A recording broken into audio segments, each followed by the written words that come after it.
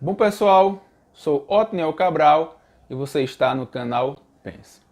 No vídeo de hoje nós estaremos abordando, apresentando, fazendo um review de um livro que vai tratar de um dos embates da fé cristã, que é a relação entre teologia e psicologia.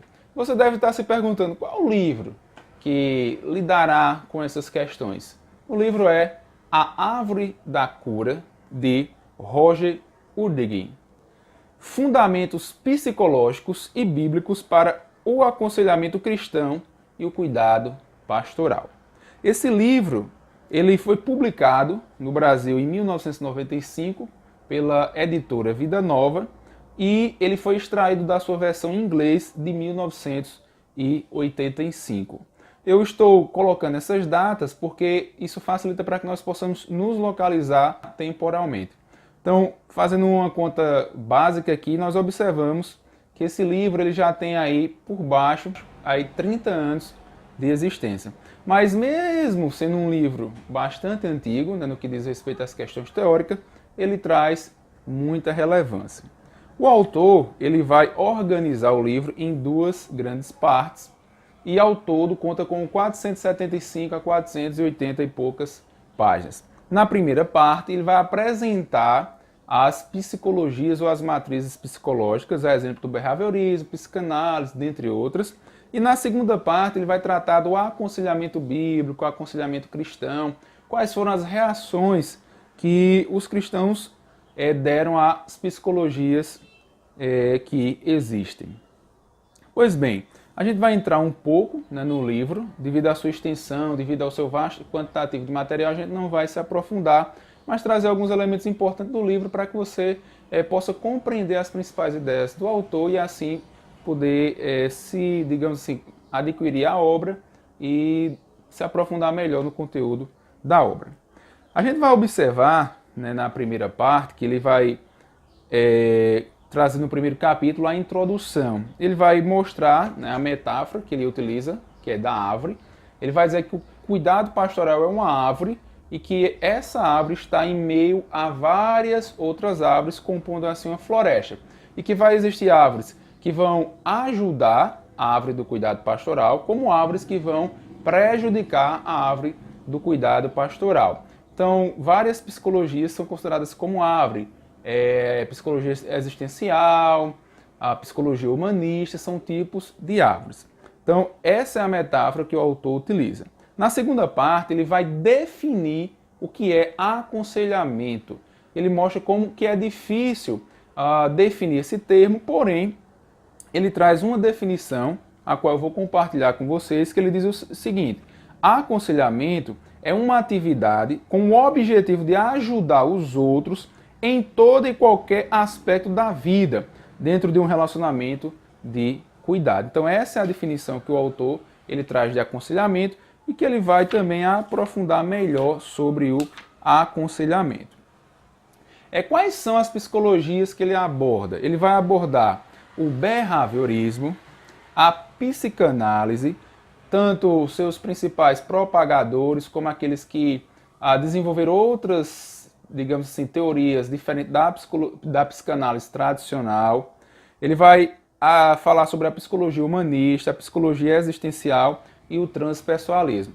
É interessante que em cada capítulo desse, ele segue uma estrutura para avaliar melhor essas psicologias. Ele apresenta a seguinte estrutura: pressuposições, objetivos, métodos, e ele faz uma avaliação crítica. Então, em cada capítulo desse, você vai observar essa estrutura, o que facilita com que nós possamos compreender cada uma dessas psicologias.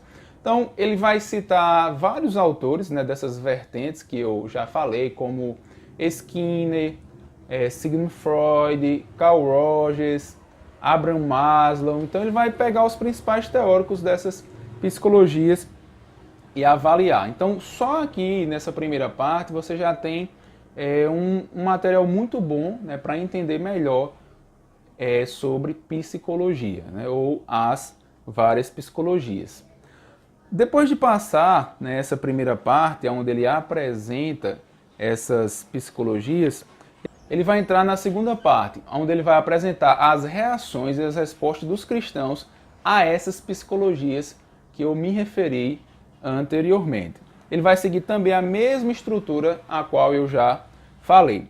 Então, aqui nessa parte, eu destaco, né, o capítulo 10, onde ele vai apresentar as reações dos cristãos e vai dividir em 3 partes. Ele vai falar sobre a assimilação, a rejeição e o diálogo. Então, no geral, essas são 3 tipos, né, ou 3 maneiras de lidar com a relação entre teologia e psicologia. Você pode assimilar, que é quando a psicologia ela prevalece sobre a teologia, e aí ele vai citar alguns teóricos que trabalham nessa linha, como Boysen e Erhard, alguma coisa assim nesse sentido. Ele vai citar também a outra maneira, a rejeição, né, que é uma maneira de lidar com a relação entre teologia e psicologia, em que nesse aqui se exclui a psicologia, desconsiderar a psicologia e apenas valoriza a teologia.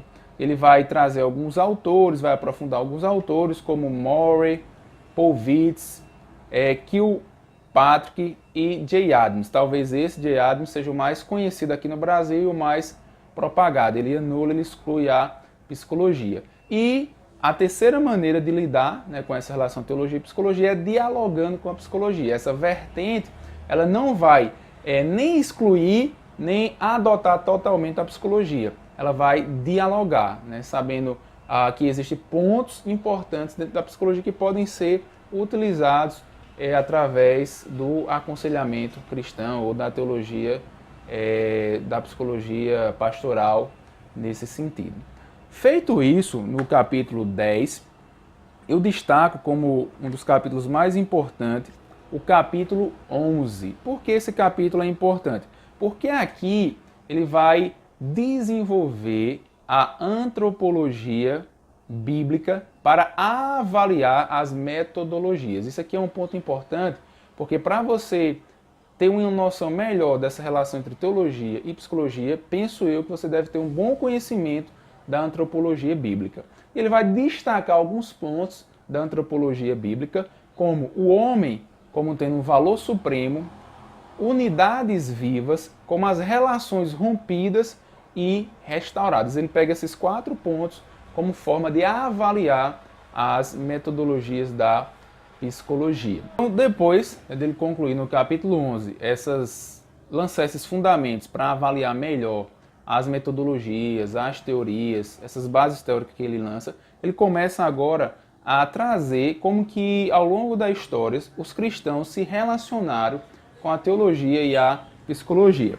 E aí ele vai apresentar o aconselhamento noutético de Jay Adams, vai apresentar o aconselhamento espiritual de Bob Gans, o aconselhamento bíblico de Jim Craddock e Lawrence Crabb, o aconselhamento cristão de Stanley Hughes e o aconselhamento pelo discipulado de Gary Collins e Gary Sweet. Então, nessa parte, né, depois do capítulo 11, capítulo 12 em diante, ele vai apresentar essa relação.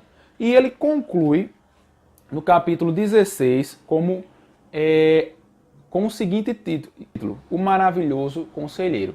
Nesse capítulo, ele vai utilizar de Jesus como modelo padrão para lidar com essa relação entre o conselheiro e os seus aconselhados.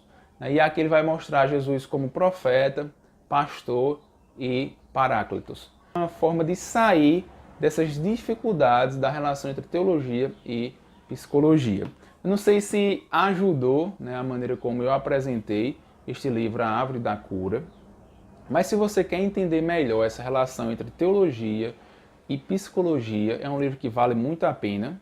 Eu não conheço um outro livro que trate de forma tão ampla, de forma tão abrangente, as várias teorias da psicologia, como também as várias teorias do aconselhamento cristão, da psicologia pastoral, de outras formas de se relacionar com a teologia. Então, se você quer conhecer melhor essa relação, eu indico o livro A Árvore da Cura. Se você tem assistido os nossos vídeos, não deixe de comentar, de curtir, se inscreva no nosso canal, marque aí o sininho para que você esteja sendo notificado e acompanhando os nossos vídeos. Então agradeço a você que nos acompanhou até aqui.